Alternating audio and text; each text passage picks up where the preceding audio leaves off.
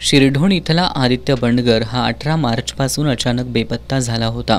शोधाशोध करूनही सापडत नसल्यानं त्याच्या नातेवाईकांनी कुरुंदवाड पोलिसात तो बेपत्ता झाल्याची नोंद केली होती। मंगळवारी आदित्यचे चप्पल शिरढोण पंचगंगा नदीघाटावर आढळल्यानं तो नदीत पडल्याची शंका व्यक्त केली जात होती।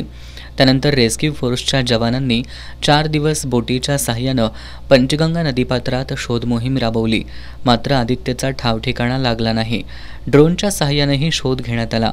दरम्यान शुक्रवारी नदीकाठी असलेल्या एका संस्थेच्या जॅकवेल नजीक असलेल्या खोल खड्ड्यात काही जणांना मदतीसाठी हाका मारत असल्याचा आवाज ऐकू आला। युवकांनी खड्ड्यात डोकावून पाहिल्यानंतर त्यांना आदित्य दिसून आला। त्यानंतर रेस्क्यू फोर्सचे जवान आणि इतर लोकांनी खड्ड्यात उतरून आदित्यला बाहेर काढलं। 5 दिवसांपासून अन्न पाणी नसल्यानं आदित्यच्या अंगात थकवा होता। नातेवाईकांनी त्याला उपचारासाठी तातडीनं खासगी रुग्णालयात दाखल केलं। केवळ नशीब बलवत्तर म्हणून यातून आदित्य सुखरूप बाहेर परतल्यानं सर्वांनी सुटकेचा निश्वास टाकला।